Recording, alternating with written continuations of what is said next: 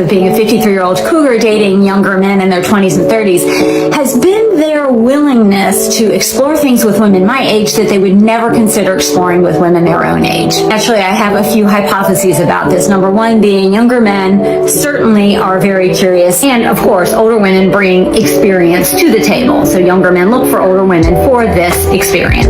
The most important aspect here, I believe, is that younger men feel safe with older women in terms of their exploration and adventuring, if you will. And this is not a knock against younger women. Please don't take it that way. From my conversations with younger men, they've shared that sometimes when they maybe have pushed the envelope a little, maybe younger women are more apt to laugh or mock or judge a younger man for what he wants to explore. And older women, I don't think typically do that. We're like, yeah, let's bring my experience to the table. Let's have a good time. Let's do what you want to do.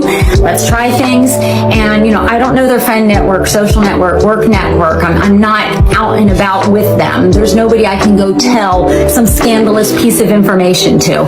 It's just really like a friends with benefits or a one-off kind of a thing. And younger men feel safe with it. You've got a 53-year-old cougar claiming that younger men in their 20s and 30s seek her out for the experience because they feel safe with her. Her thesis is that younger women mock, laugh, or judge their exploratory phases, but the older woman provides a non-judgmental, fun, and discreet space. Let's pause that TikTok right there and inject a dose of commercial reality into this romanticized narrative. This is not about emotional safety. This is about transactional convenience and zero long-term pressure. The younger men are flocking to you not because you're a superior emotional space, but because you are the low-interest loan of dating. You are an easy short-term contract with no complicated fine print. A woman their own age, let's call her Jane, 28, is rightly asking questions about careers, 5-year plans, meeting families, and defining the relationship. Jane is the relationship general ledger. She tracks effort, commitment, and future compatibility. The 53-year-old cougar is the digital vending machine. Insert coin, get pleasure, walk away with no paperwork. When a younger man says he feels safe, he means he feels safe from commitment, safety from shared mortgage conversations, and safe from being held accountable for his future. He's not looking for a life partner. He's looking for a low-stakes laboratory where he can experiment without consequence. The idea that younger women are too judgmental is the perfect self-serving alibi. Younger women are not judgmental. They are high-bar gatekeepers who demand effort and investment proportionate to their peak reproductive and relational value. They are correctly asking, do you have the structure and ambition to build a future with me? The older woman, conversely, is not asking that question because she cannot afford to. Her non-judgmental attitude is the necessary price of admission to date significantly younger. She must waive all future expectations. The experience she brings is irrelevant. The lack of expectation is the currency. This is not a knock on the cougar. This is common sense. This dynamic exists because it is a mutually beneficial escape. He escapes responsibility, and she escapes the invisibility of the 50-plus dating market. So the younger man isn't coming to you for a masterclass in life. He's coming to you for a night out with no homework. Stop confusing an easy transactional arrangement with superior relational value.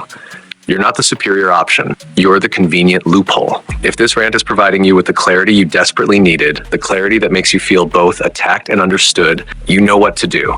Smash that like button and hit subscribe. We drop the hard truth bombs weekly, and you don't want to miss the next dose of common sense. Nasty bitch. I want to be someone's priority. I have no purpose in life. I'm too old to have children now. And yes, I know I'm gonna get, oh, you should be your priority. And I get it, right? I've got no choice but to look after myself and put myself first. But I would kill to have a purpose, to be needed by someone, for someone to share with me something that's happening with them, or for me to be in someone's top 5 people, and I'm not. And everyone always comments and gives us grief or whatever. Like, this is just what I feel. I have nobody, I have no reason to be alive. I don't want that. I want someone to think of me in the morning or before bed, or just if they're near where I live or whatever. Let's just see how Lisa is. Do you know what I mean? Or deluded females. Here we have the heartbreaking, yet entirely predictable, lament of the woman who realizes she is too old for children and feels a sudden agonizing purpose vacuum. She cries out, "I would kill to have a purpose, to be needed by someone, for someone to think of me," while acknowledging the useless advice to be your own priority. This isn't just grief. It is the brutal consequence of confusing ambition with fulfillment and delaying core human needs until the market is closed. The be your own priority mantra is the beautiful, deadly lie of radical independence. For 2 decades, she was told that professional achievement, financial independence, and self-focus were the ultimate ends. She invested her most fertile, energetic years in the self-driven path, treating connection and family as optional side quests that could be picked up later. Now she realizes that the high-powered career and independent life, while successful, do not provide the innate, essential purpose derived from being interdependent, from being a parent, a spouse, or a critical member of a family unit. She now understands that humans are fundamentally wired to need to be needed, and the market for providing that need is age-gated. She asks, "Why can't I find someone who wants to give me those things?" She didn't prioritize finding someone who could provide those things when she had the most to offer in return: time, fertility, shared future building. She prioritized the self. The man who is now in his prime, ready to build a family and make a woman his priority, is looking for a partner who is also ready for the purpose of family building, not a partner who is desperately seeking a purpose from him to fill an existential void. She's not looking for love. She's looking for a purpose transplant. This is why things are like this. You cannot preach the gospel of radical self-sufficiency during your 20s and 30s, systematically eliminate every man who wanted to settle down prematurely as being too basic, and then cry foul when you hit the 40s and the only purpose left is a hobby. The market for shared purpose is mercilessly time-sensitive, and the single most difficult pill to swallow is that this vacuum was self-generated. The loneliness she describes is the predictable reward of a life dedicated exclusively to the self. She is the embodiment of the phrase, "You can have it all, just not all at once, and the trade-offs are non-negotiable." She has successfully prioritized herself, and now she is precisely that, alone with herself and nothing more. The pain is not an external injustice, it's the internal recognition of a life's purpose miscalculated. I'm done dating.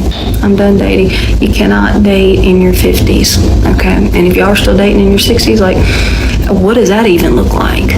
Okay, because, like, who has time really to date? I mean, you both got jobs, you got your hobbies, things you do on the side.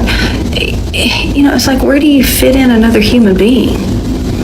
Okay, and then, like, you have to share, and like you've been like nobody wants to share, because we're set in our ways. We've been doing things our way, and I don't want to change my ways. I don't want to share my couch with anybody else. I don't want to share my bed with anybody else. I don't want to share my toilet with anybody else. Okay, so I don't know how to date. I don't know how to date if you can't see them. And you ain't got time to talk to them because you're at work, okay? And then it costs too much money, okay? Because it ain't like the guy pays for everything, okay? So you got to pay your part too. It's expensive. Who wants to date? It costs money to date. And then I got to share my stuff. I don't want to do that. This final video perfectly encapsulates why dating becomes a genuine impossibility for certain people in their later years. The woman is done dating in her 50s because it's too hard, too expensive, and she just can't fathom sharing.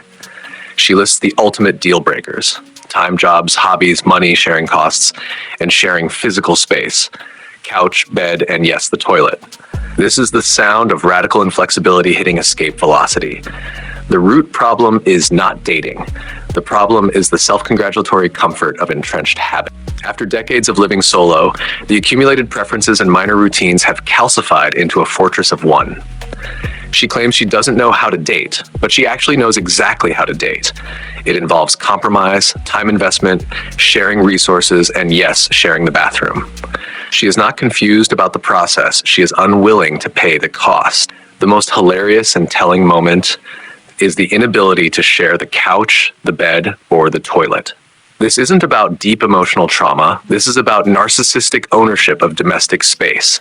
You can be a fiercely independent woman, but when the toilet seat becomes the final non-negotiable boundary that prevents you from finding companionship, you have fundamentally rendered yourself undateable. You've confused independence with being an intractable tenant in your own life. The man who makes it to 50 or 60 and is still willing to invest his time, money, and emotional energy into a new relationship is a high-value commodity. He is not looking for a woman who views him as a minor scheduling conflict and a threat to her bathroom hygiene routine. The cost of dating isn't the price of dinner. The real cost is the emotional tax of adaptation. Dating requires giving up some of your precious, self-centered time, sacrificing a favorite spot on the couch, and accepting that the lid might sometimes be left up. She refuses to pay this price, and her refusal guarantees her desired outcome: absolute, undisturbed solitude. This phenomenon is why things are like this. The reward for total self-sufficiency is total singularity. The generation that fought for the freedom to do whatever they wanted now finds themselves crippled by the inability to compromise anything they have built. You wanted to be the main character in your own movie, but you forgot that a good movie needs supporting cast members, shared scenes, and the occasional, slightly annoying co-star. The reason you're single in your 60s isn't the dating market. It's the unwillingness to share the toilet. The irony is that the same fierce independence that made you successful is now the same unbreakable chain that ensures you die alone on your very own unshared couch.